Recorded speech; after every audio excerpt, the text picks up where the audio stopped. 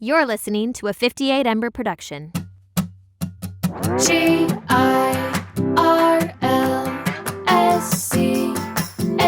it's Girls Camp. Hello, everyone, and welcome to the Girls Camp podcast. It's me, your host, Haley Rawl, and if you are navigating a faith deconstruction too, or are simply fascinated by faith deconstruction journeys, by Mormonism specifically and religion generally, then you are in the right place. How's it going? I'm trying to think if I have any pressing updates, announcements. The only thing, I mentioned this last week, but I did finally bite the bullet and start a new Instagram account. So if you want to follow along on Instagram at Girls Camp Pod, P-O-D, it used to be at Girls Camp Podcast, but at Girls Camp Pod is the account for now while we hope and pray that I get my old account back. I also wanted to do just a tiny bit of groveling, if you will indulge me here at the beginning of this episode. I refrain from looking at my reviews on Apple Podcasts until I'm in a good enough frame of mind to do so. And yesterday I was looking at my reviews and there were some really, really kind, thoughtful messages there. Thank you. Someone had written and said, which is one of my favorite things to hear, that they listen to Girls Camp with their mom, which I love. I think that's so special. There was, however, one-star review of someone who said, I'm not even Mormon, but I find it unintelligent and disrespectful that this whole podcast is dedicated to negativity toward a religion or some type of bullshit, the kind of bullshit we are used to hearing and have talked about many a time. And it's always so annoying, those reviews, because they obviously haven't even listened to the podcast. Maybe they came over from some of the TikTok beef I had a couple of weeks ago with an active LDS woman. It's always annoying because it's just not a good reflection of a review, because that person just came to give me a 1-star review because they find it unintelligent and disrespectful to speak about a religion you were once a part of. So my groveling is, if you have not left me a review on Girls Camp Podcast, I would so love and appreciate if you could do so. Today, we are talking about family reunions or vacations gone Mormon. This episode topic came to be because I posted something about my family reunion a couple of months ago and got so many people DMing about what their family reunion experiences are like. And some people were chiming in about family vacations and the Mormonification of the family reunion and the family vacation, and how for many Mormon-based families, there tends to be a lot of Mormonism at play when the family gets together. So I asked you for your stories, and we've got a lot of good stuff to get into. This year, for my family reunion, we actually switch off years usually because Bentley's extended family and my extended family tend to do the family reunions both kind of around the 4th of July, so they often compete with each other. So last year we did Bentley's family reunion, and this year we did the family reunion with my family on my mom's side. And my mom is one of 6, and all of her siblings had 4 to 6 kids. And then a lot of those kids are now having kids. So it's a pretty big extended family. Compared to a lot of the stories I was reading, 6 kids is really not crazy, I would say, for that generation. Maybe average 6 kids. I always joke to my mom that 2 kids is the new 6 kids, because back when my mom was having kids, it was just like you had at least 4 to 6 kids. So that side of the family, I have a lot of cousins my age, and a lot of us grew up in Utah. Like, we all know each other quite well. I will say I had this moment at the family reunion because it was so much fun. I really love being around family, and I was kind of looking around at multiple points and just thinking about how special it is if everybody gets along and treats each other well, which, you know, that's another thing. But luckily in my extended family, we do. And I was thinking how much I love having this giant extended family that we get to see on holidays and do family reunions. And I'm friends with my cousins, but a lot of my cousins are actually really close with each other, like each other's best friends, which is so fun. And everyone just has a really fun time. We have traditions that we've done since we were little kids together. And as I was kind of soaking that all in, I had this little moment where I was thinking, I only have 2 kids and I want to only have 2 kids. Our plan is to only have 2 kids. But I was thinking about how different this is going to be for me someday, like when I'm a grandparent, which who knows if I'll even be a grandparent. Maybe my kids won't want to have kids. There's so many things that will be different anyway. But I did have that moment of thinking, oh, it's so cool to have a big family like this. It's just a completely different dynamic. And I was talking through this with Bentley, like, oh man, like, is that something we want?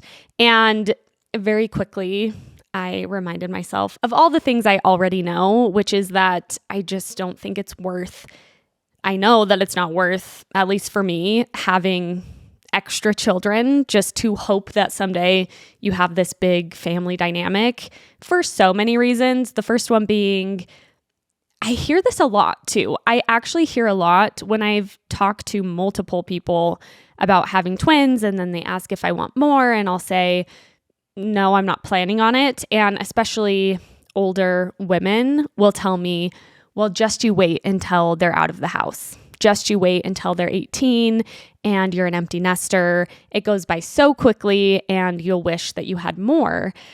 I find that perspective tricky because I don't think it's a good reason to have more children in anticipation of 18 years later missing your children and in anticipation of, oh, once these kids become my adults, then they're going to be my best friends. I don't know. I mean, I really hope that my children will still want to hang out with me when they're adults. I hope that we'll be doing family reunions and family vacations, but I don't want to put pressure on my kids to be like, I'm going to raise you. And then in return, when you are young adults, then you have to be my best friend and you have to participate in this family dynamic in order to like return the favor almost, which I've seen play out in, my friends' relationships with their parents. I've seen that dynamic play out, and I don't think that it's super healthy. Like I said, I mean, ideally, you stay friends with your family, but that's just not always the case. And I was also thinking, okay, you could have 2 extra kids in hopes of when they're older, then you are a grandparent to more grandchildren or whatever. They might not want to have kids. They might want to live in Europe. They might move across the world. There's so many things that your family can become that aren't dependent on you because your kids get to live their own life. It is really interesting to reflect on my girls and how different our life will be because there's 2 of them only, and because, everything will be super different. I'll catch myself sometimes saying, oh, when we're grandparents, and then remember, who knows if they will want kids? Who knows if they will live close by? Who knows? We, Bentley and I, even though we've left the church, we're still pretty much in the same pattern in a lot of ways that our parents were in. And I feel like it's going to shift pretty significantly with my own kids, or maybe not. Maybe they'll get married young and have a bunch of kids. I don't know. It'll just be really interesting to see. And I'm already trying really hard to detach from that piece of it and just love them as they are and encourage them to do whatever feels best for them. There was no church specific going-ons, really. There's one little thing that I'm going to talk about at the family reunion this year. And as far as I know, Bentley and I are the only 2 out of, there's probably 50 people now, including all the kids, grandkids, great-grandkids. We are the only 2 who are at least openly out of the church. And it's kind of crazy to consider with so many people that we are the only ones. I do remember growing up on that side of the family, my dad was very much the black sheep because everyone was just, doing the Mormon thing. And my dad was struggling with an addiction at that point. Obviously, my parents ended up getting divorced. But I feel like that family, I'm so grateful because they've done such a good job at just taking it in stride. And I've never felt uncomfortable since leaving the church. And I feel like that's very lucky. I'm very grateful. I also feel like, I don't know if it's just with time as the families have grown, but I do feel like the church stuff used to be more ingrained in the family culture, and it feels increasingly less so. Bentley and I we stayed up in this giant cabin in Bear Lake, and Bentley and I missed the night where you go around and say, it's like family updates. They did my grandpa hosted this family update thing. My Grammy is actually really struggling really bad right now with dementia. It's really, really sad. She's like one of my favorite people in the world. And she got dementia, I think 1.5 or 2 years ago, and is just not doing well. So my grandpa hosted, you go around, what are you up to?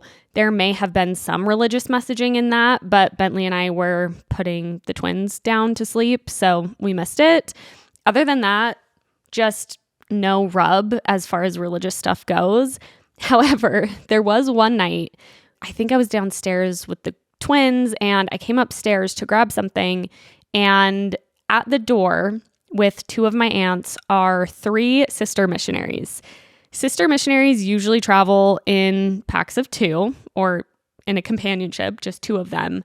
But you can occasionally get in a trio on a mission, just if numbers pan out that way, which I was always so jealous of the trios. I knew of a few on my mission, and I was so jealous when I was just stuck with the same person. I was thinking how nice a trio would be.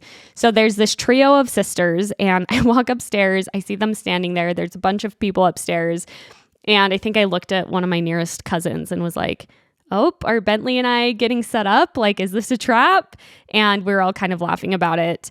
And apparently these sister missionaries were just knocking doors in Bear Lake, Utah, which if you're not familiar with Bear Lake, it's kind of a Utah travel destination. I mean, travel destination is maybe makes it sound a little bit more exotic than it really is, but it's a lovely place. I just feel like mostly people from Utah, Idaho travel there. It's technically, I think half of it's in Utah, half of it's in Idaho, but there's just a bunch of rental homes, and then obviously people live there.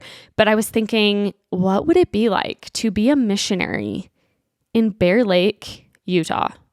Not only are you in Utah, in small town Utah, in tourist small town Utah, I was just so curious how they fill their time, and just knocking on these random giant rental vacation homes just feels bizarre. These 3 sisters were standing there at the door, and I didn't know if they were invited or whatever. I was joking about it, and then I heard through the grapevine of the family that they had just knocked on the door. So I guess they asked my grandpa if they could come give a spiritual message to the whole family. And my grandpa said, no, but you can take a tour of the house. And then 2 of my aunts were assigned to give these sister missionaries a tour of the house. So Bentley and I go upstairs, we're putting the girls down, and the sister missionaries ended up circling around to our room on their tour with my 2 aunts. And I just talked to them very briefly. I will say, talking to those sister missionaries, I was like, I can see how this works. I can see how sister missionaries, keyword being sister, I can see how sister missionaries work because they were all so wholesome. They were so just gentle and kind. And that's not the case for every sister missionary in the world, obviously, but I just sensed what people can probably sense about missionaries who know nothing about the church, which, most people probably just find it strange, but there was just something about them that I was like, you really are out here doing the best thing you know how to do right now. And even though it's in this kind of twisted way due to the structure of missionary work, I really sensed from these 3 sisters, at least, that they wanted to serve, that they wanted to spread goodness. And part of that made me sad, knowing what I now know and seeing my former missionary self in them.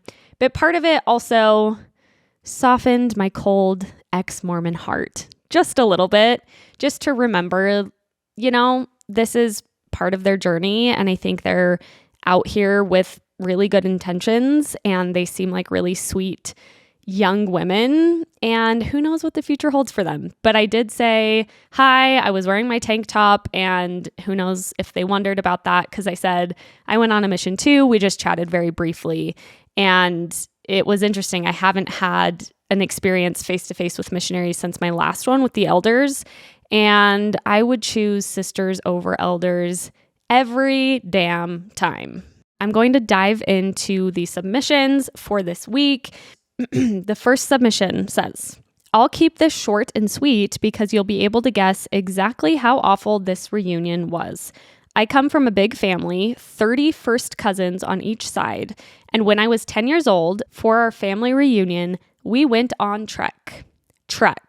Pioneer outfits, wagons, the whole shebang. I wish I could say this was the only submission about a Trek family reunion, but it was not. Apparently, that is a thing that some of these gigantic extended Mormon families do, is go on trek for the family reunion. I was curious how this works logistically because I know that the church owns certain sites that you go do trek on. Also, for those who don't know about trek, you're welcome. This is a very fascinating piece of Mormon lore that you're going to have a lot of fun diving into. I would recommend starting with my episode from last summer called Trauma on Trek. I give the whole rundown there. But in a very small nutshell, Trek is pioneer cosplay. You dress up like pioneers and you pull carts and you camp for a few days. I was wondering if these big families, if you have to pay the church to use their sites, whose hand carts are you using when you go on trek?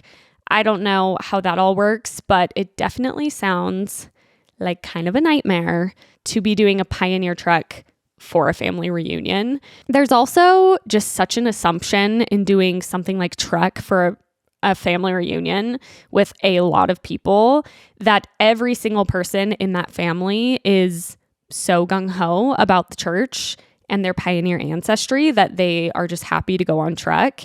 And I think, I hope, I cross my fingers that this is changing as, any family that big at this point, you would think has some members of the family that have left the church. And so hopefully it's just not this assumption all the time of like, oh, a family gathering equals a church gathering, because it just shouldn't be that way. But just wild to think that whoever planned this family reunion was like, yeah, everyone wants to go spend a few of their days getting off work, bringing their kids, and doing a pioneer trek with the whole damn family. Okay, next write-in. My family is almost all LDS, and they had us go around and share the best, quote, tender mercy of our family that year. Everyone shared stuff that was basically typical day-to-day experiences and cried because of its divine origin. Like Aunt Carolyn, it was not God's plan to help you find the perfect house to move into once your last child graduated. That's just when it went on the market. There's nothing divine about it. Tender mercies. Tender mercies. That is one that is emblazoned in the fleshy corners of my brain. Not sure why I said fleshy, but it is very deep in my psyche to view things as, quote, tender mercies. I should have looked up the origin of that phrase. Why tender and mercy? You also use the term blessing. That was such a blessing when that happened, but tender mercy is just a very Mormon phrase. I'm curious if it's also applicable in other Christian lingo. The thing is with tender mercies is you leave the church and you realize that you have just as many tender mercies as before. At least I have. And I always hesitate to say that because I do think sometimes people who leave the church, then they're struggling in the immediate wake of leaving because it's hard to leave. And then they're like, oh, I'm struggling and I'm sad. That must mean I made the wrong choice. I don't think you immediately get happy. But if I'm looking at, what you call tender mercies, things like Aunt Carolyn was saying of the perfect house came onto the market at the perfect time, that kind of shit was so quick to see was not exclusive to me being a Mormon and doing Mormon things. There's been so many times since Bentley and I left the church that something will happen and we'll be like, we would have thought that was a tender mercy. We maybe would have even called that a miracle when we were in the church. And obviously it's not because we're not in the church anymore. I still consider or think about the whole grand meaning thing. Like if things do happen for a reason, if there's some sort of cosmic something about things like that. And I don't know. I don't think it really matters how you view it. I tend to be a bit more skeptical and think that things just kind of happen because that's how they happen. But Mormons do indeed love to make many things out to be tender mercies and then cry about them and how divinely blessed they are. I actually saw this trend. There's a trending audio on TikTok and the song actually kind of slaps. It's a Christian song. What are the lyrics? Oh, my God did not fail. That's the chorus of the song. And it'll show their child who was sick and then their child who got better, or they're going through infertility and then they have a baby, or they were an addict and now they're sober. The whole point being obviously like, look, my God didn't fail. Everything worked out. I find that thinking so problematic. And I actually made a TikTok and said, my lack of God didn't fail either. And I don't believe in a God who fails some and then doesn't fail others because they've apparently done the right things to deserve for their kid to get better or to deserve to have a child. That logic just falls apart quite quickly. And, it's like Aunt Carolyn with her house and the whole thing where why would God care enough to get Aunt Carolyn the exact right house, but not care enough to intervene in wars where so many people are dying and still allow horrible things to happen to some people? It's just like, okay, if you're saying my God does not fail, then you're also kind of acknowledging that many times God does fail. So is it the fault of the person or the fault of God?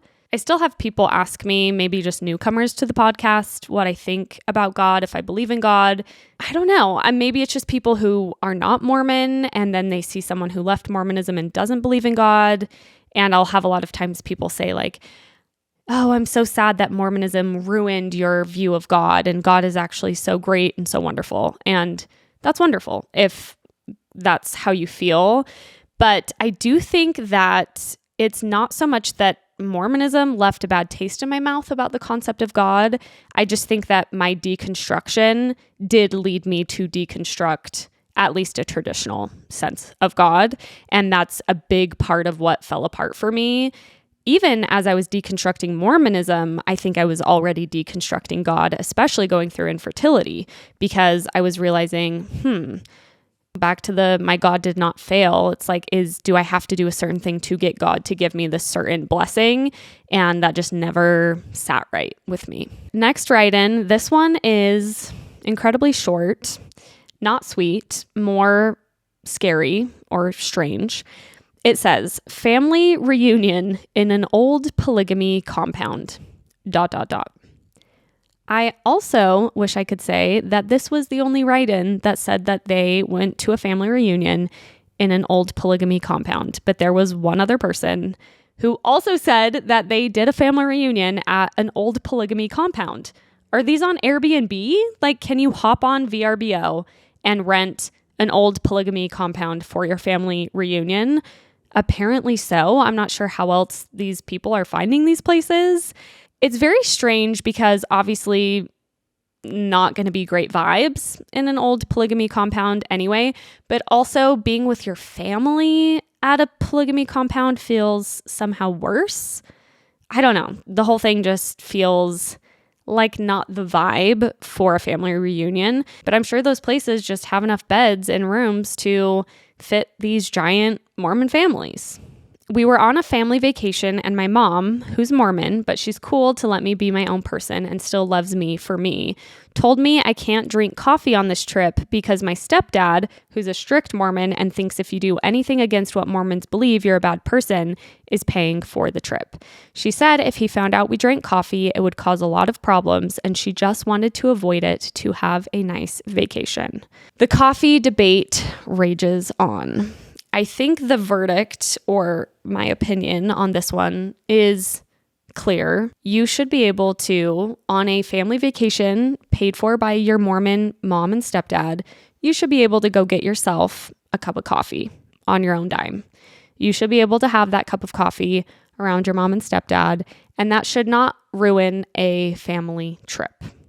The only place it gets tricky, and I've talked about this a little before, is if you're out to dinner, let's say, or you're out to brunch with your family and you sit down for brunch and mom and stepdad are paying, that feels different to me. Maybe I'm wrong on that. I don't know.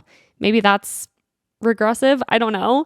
I feel like that to me is the distinction. Like with your own money, you should be able to buy coffee, buy alcohol, do whatever you want. You're an adult.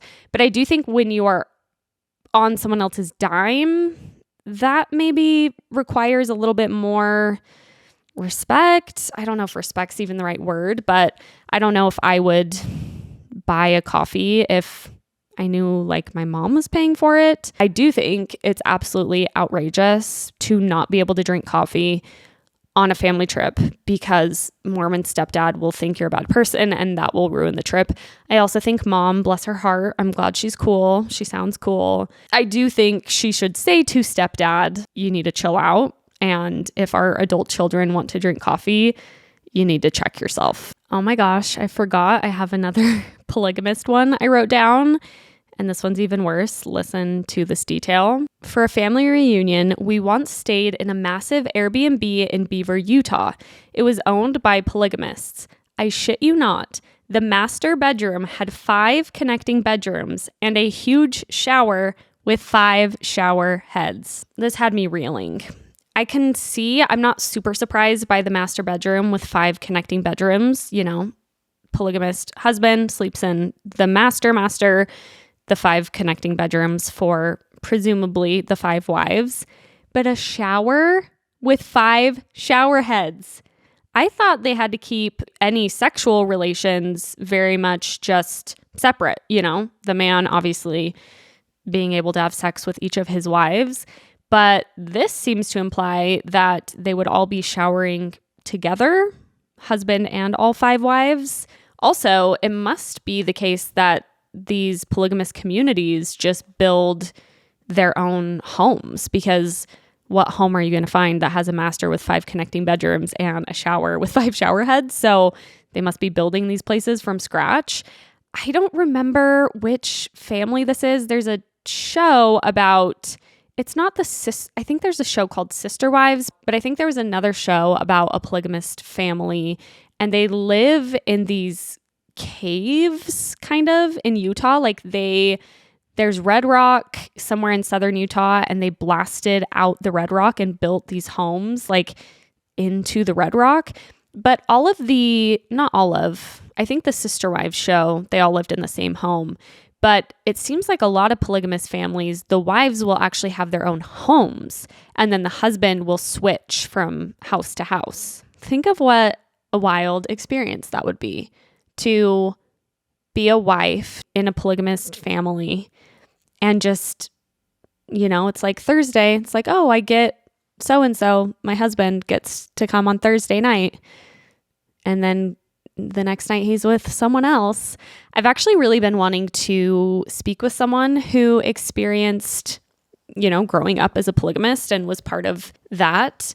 And I've been talking to someone, she lives elsewhere. So we're trying to find a time that we're in the same place physically, but I'm really excited to delve more into that because obviously it's a branch off of or if you don't know, it's a branch off of Mormonism, FLDS. So there's a ton of similarities doctrinally, but just they are still practicing polygamy here, where LDS mainstream only practices polygamy in heaven. Okay, next write-in.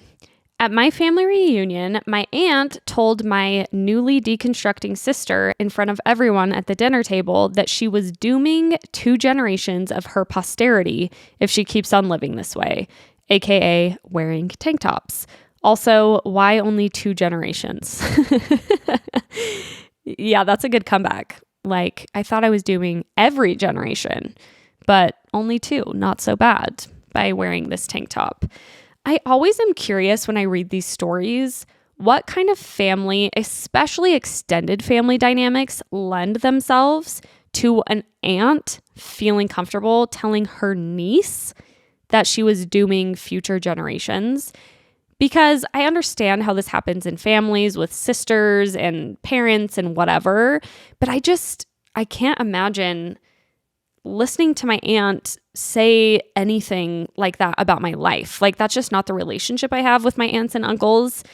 We're friendly. Maybe these people are super, super close with them, but it just feels odd to be in an extended family dynamic where extended family members feel like they can chime in on your life choices at all, not to mention your deeply intimate and personal spiritual decisions. I don't know. That's very odd and also crazy.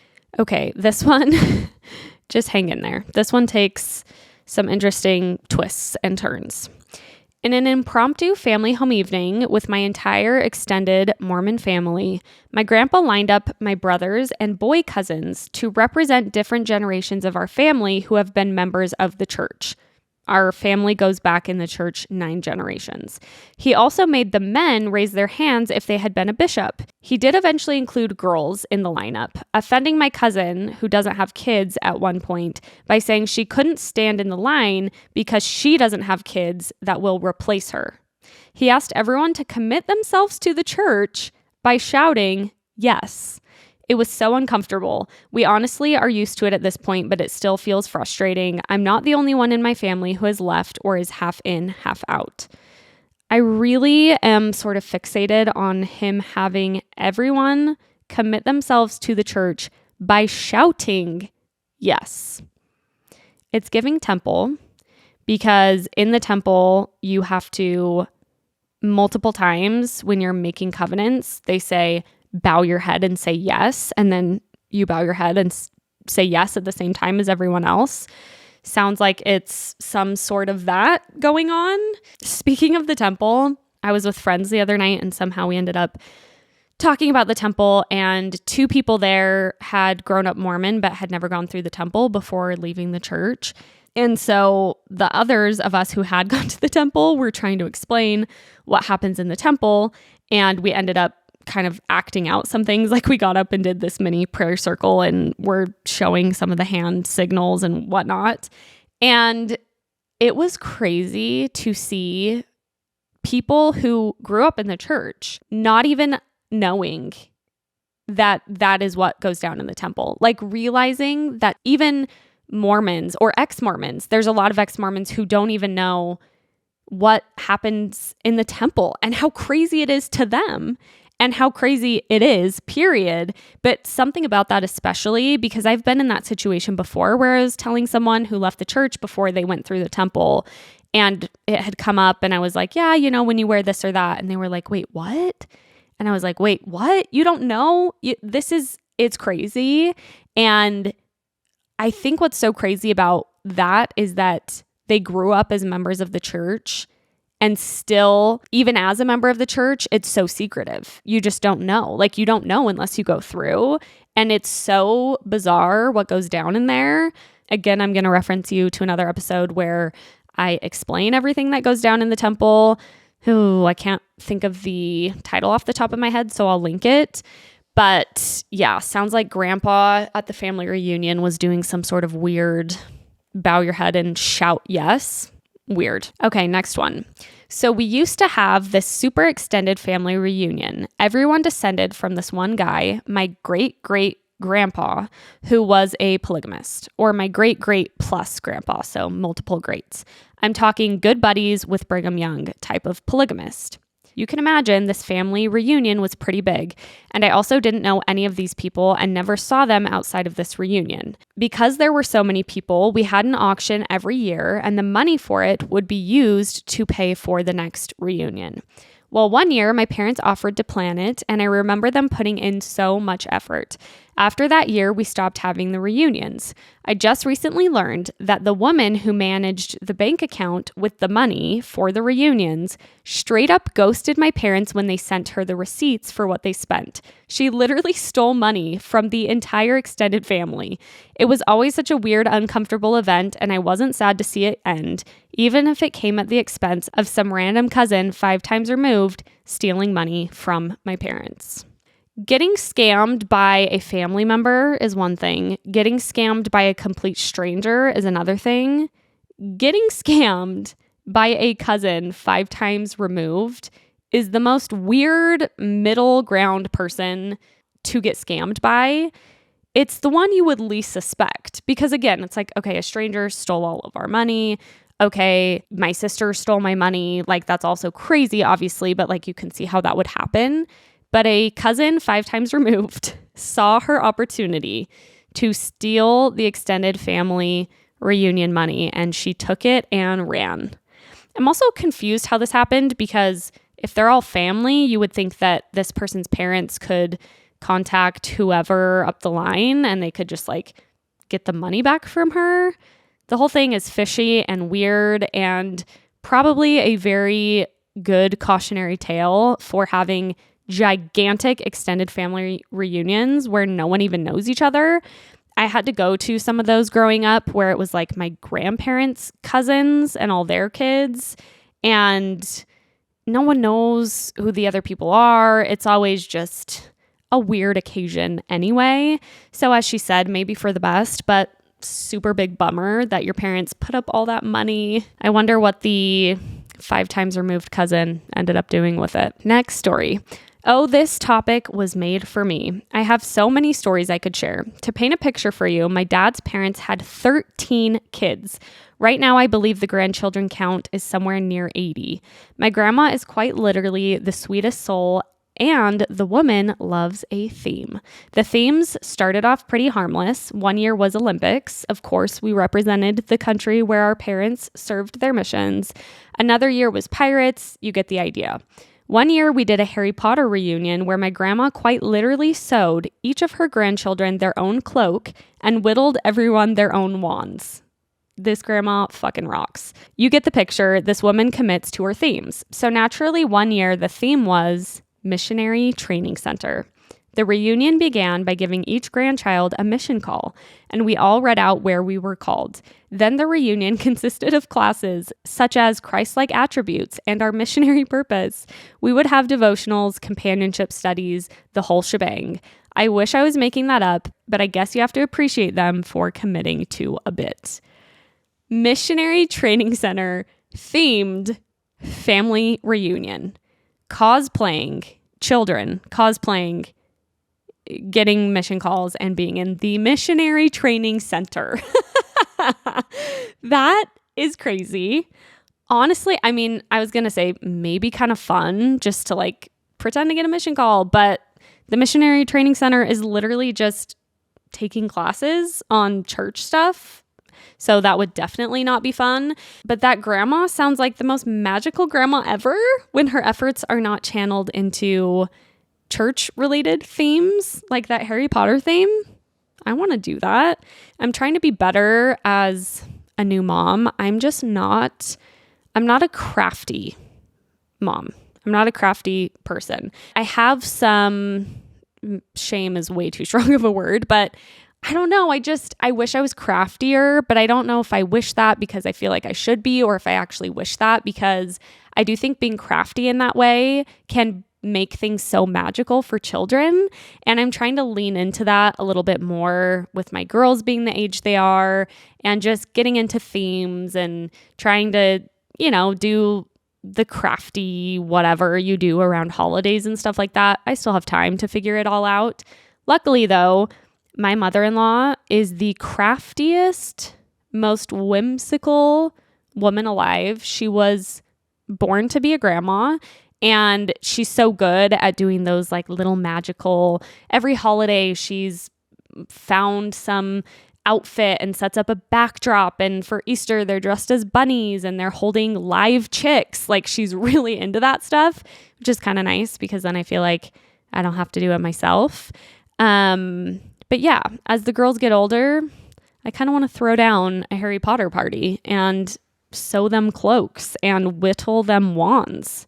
Fun. Okay, next write-in. My friend and I gave ourselves second piercings the summer we both turned 18. That same summer, my family got together for a full extended family reunion. 8 kids, spouses, and all of their kids. We planned to take a full family picture. The photographer got everyone lined up. Then my grandma looked over at me, saw that I had double pierced my ears, and kicked me out of the picture. The picture hanging in my parents' home does not have me in it. That is outrageous. How could she? A second piercing? I forget actually what a big deal the second piercing was. It's so much not so really anymore, especially because I think the church just updated their stance on piercings. I know they kind of did on tattoos, where it's not as explicitly don't get second piercings and tattoos. I grew up in the wave of my mom had multiple piercings, and then Gordon B. Hinckley, one of the prophets, said you shouldn't have multiple piercings. And a lot of women I knew my mom's age all had one earring, but then they had all of these, like, you could tell that they used to have multiple piercings. And it was kind of this story I always had in my head of like, wow, they gave up all their piercings. Though, right before I got my mission call, I got a second piercing. I don't know. I'm trying to think what the vibe was around it. I remember feeling shy. I remember showing my mom and being nervous, like, what's she going to think? I got a second piercing. But I'm curious what my rationale would have been, because I obviously was going on a mission. Like, I was very much in. But I think there were like edgy Mormon girls who had second piercings, but I forget how big of a deal that used to be.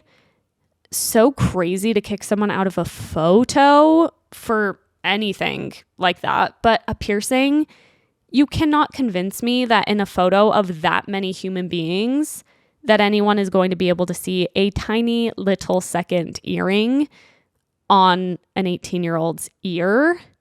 And how embarrassing to be called out in front of everybody. If I were the mom of that daughter, I would call my mom out and be like, yo, my daughter's going to be in this photo. But it sounds like the mom just proudly hung up the photo. This picture is hanging in my parents' home and it does not have me in it. Next one. For a year or two after my brother and I left the church, my parents would purposely plan our family vacations the weekend of General Conference, so we would be stuck in the same house as them and have to sit through all 8 hours of General Conference together. Melty face. That is just cruel. There is nothing more triggering to a recently left Mormon, I think, than General Conference. Even when I was faith crisising or very much on the fence, I would always be like, okay, I'm going to make it work.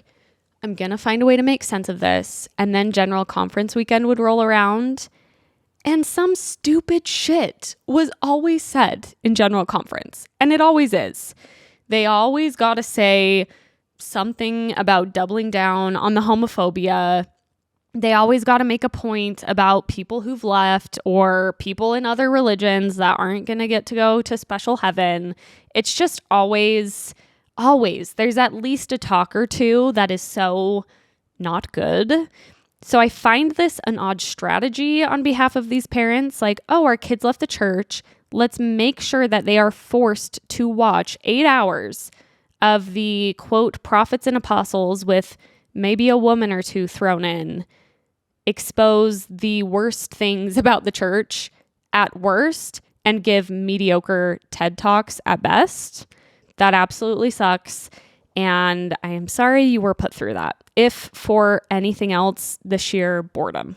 Okay, here's a write-in that is short and not sweet, savory.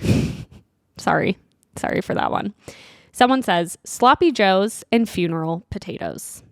Yes, those are typical mainstays of Mormon cuisine, which if I were to sum up Mormon cuisine, I would say it is food that is cheap and easy to make for the masses, which both of those are. A sloppy joe, I would eat a sloppy joe. If someone prepared a sloppy joe for me, I would eat it on a gluten-free bun. I can't even remember what the meat in a sloppy joe is. Ground beef, maybe. Not my favorite. The more I think about it, the less appetizing it sounds. Funeral potatoes, though, might legitimately be one of my favorite foods of all time. If you are unfamiliar, funeral potatoes, it's like a potato casserole. I also think it's pretty much the same thing as potatoes gratin, Augratin. But I don't know if it's just Mormons who call them funeral potatoes. I think that's because they're a cheap, easy food to make for Mormon funerals. They are cheesy potatoes that also have some sort of cream sauce. They are so good. They are such a comfort food. So also makes sense for funerals. I could definitely go for some funeral potatoes any time of day or night. Okay, next one. Buckle in for this one too. I win most Mormon. In my family, when you turn 12, you get initiated. The whole thing was very secretive and happened one night of the reunion after all the younger kids had gone to sleep. Our reunions were always camping trips in the woods. At my initiation, my dad took me aside near sunset and asked me to sit there by myself while I think about my life and my family. He blindfolded me and walked away.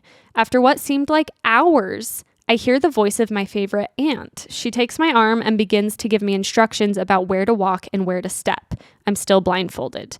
I'm later told she was supposed to represent the Holy Ghost. I can tell we are deep in the woods. After a while, she stops me and takes off my blindfold. In front of me is one of my uncles, wrapped in a white sheet. Some family members behind me are shining a couple flashlights on him. I start to laugh, but quickly get the sense this is to be taken seriously. He tells me this is the celestial kingdom, what kind of people come here, and that this is not the place for me. The lights go off, I'm blindfolded again. My aunt takes me through more obstacles in the forest, and we stop again in front of another uncle wrapped in white, with a few more lights shining on him.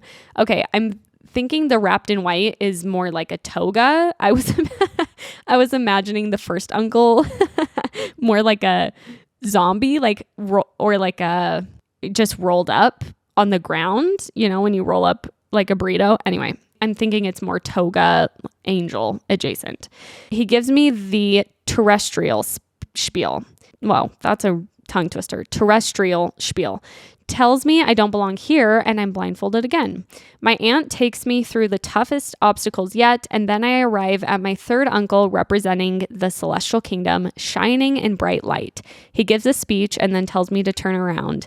I turn to see all my family members smiling at me brightly. My parents gave me a gift, and then the entire family took turns hugging me and welcoming me to the family. In the moment, I was crying and felt very loved. Looking back now, it was so cringy and emotionally manipulative. It's like they were trying to make their own temple ceremony in the woods. Wow. This family really, really committed to this weird thing. This weird initiation in the woods. Like that takes a lot of planning and effort and thought. And I'm so curious along the way how every single adult was like, yeah, let's do this. This sounds like such a great thing to do for the 12-year-olds. And it is interesting, that little piece at the end. I was like, oh, that actually would be really cool to have all your family there and the adults in the family, like kind of this rite of passage. You're, becoming a teenager and welcome. But the kingdom cosplay of it all, not so tender, really strange. Really, really strange. Also, it felt like a haunted house. It felt like a haunted house in the woods. My extended family used to do a haunted house at my grandparents'. That was so fun, and all the adults dress up and the kids go through whatever. That felt very much haunted house adjacent. Oh, this one is crazy. There's not too much to the story, but while I went to BYU in Provo, my great aunt and uncle would host first/second/third cousin reunions and advertise them as, quote, kissing cousin reunions, because they thought we all weren't closely enough related that we could possibly find a date there. Definitely did not attend, no matter how much my parents guilt-tripped me. Kissing cousins reunion, meant to be a matchmaker party for cousins. The fact that they were doing that, not good. The fact that they were openly advertising it as such, especially not okay. And then the fact that this person's parents were like, you really should go to that kissing cousins thing. You really should go. Who knows? Maybe you have a third cousin that you want to marry. I've probably already said this on the podcast, but my grandparents are divorced on my dad's side, but my grandma and my grandpa are distant cousins. And when my grandma met and married my grandpa, her last name was already Walker. So she didn't have to change her last name. I think they go back to a polygamous family as well. So they have the same great grandpa or something, but with different wives. So they're whatever. But yeah, definitely not something that seems like it should be encouraged in this day and age, to go to a party of cousins to find someone to date. I'm going to read this last one. It's kind of a deviation. You'll see. This is literally exactly the opposite of what you asked for. But I just went to a family reunion this summer with my big, giant, extended family, and it was my first time seeing most of them since I left the church. I was a little nervous about it, but things could not have gone better. I didn't realize how many of my cousins have also left the church, but a bunch of us bonded over being ex-Mormon. Even with the ones that are still active, there wasn't any awkwardness or weirdness at all. Just a little tale on the hopeful side of the coin. I know I got really lucky with how cool my family has been about it, and it isn't like that for everyone, but I don't know. I just really think that there is community to be found in unexpected places sometimes. Whether it is with family of origin or chosen family, I do believe that all the lonely ex-Mormons out there listening really will find their people. I thought that was nice, and I can definitely relate. I kind of shared the same thing about my family reunion. I think what's super hopeful to me is the tides do seem to be shifting enough that these deeply embedded in family culture Mormon families are hopefully, I know this is not the case everywhere or for everyone, but hopefully that's shifting, where it's just not so much this assumption that everyone believes the exact same way. And as more people are leaving, like I said this, I'm like, yeah, I'm the first person to have left in both of my extended families, but I definitely don't think I'll be the last. I would be shocked if I were. And it just feels like over time, as more people are leaving or just more nuanced with their faith, and just as generations also phase out, it just feels like there's going to be a lot more nuance, at least, and hopefully less things like the haunted temple house situation in the woods, hopefully.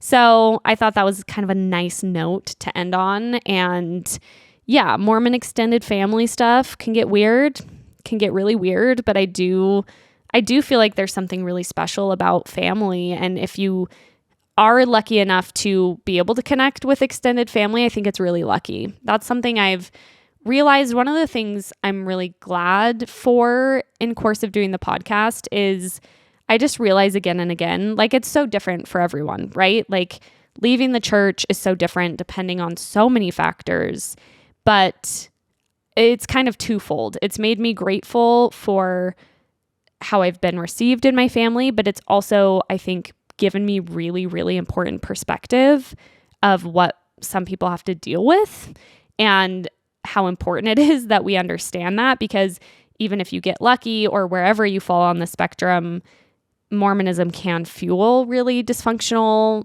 negative family dynamics. So anyway, that's my testimony. Somehow talking about family in that way, I'm like, this is feeling a little too testimonial. But yeah, thanks for writing in. It's always fun and funny and crazy.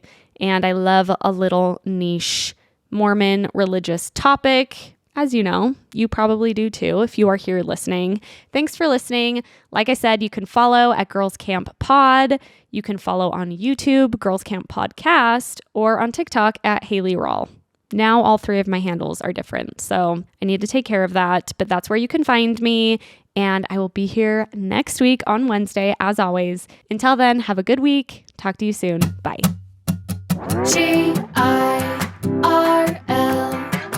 GIRLSCAMP, it's Girls Camp. This has been a 58 Ember production. For more shows, please visit the 58 Ember channel, 58ember.com, or find us at 58 Ember Media on socials.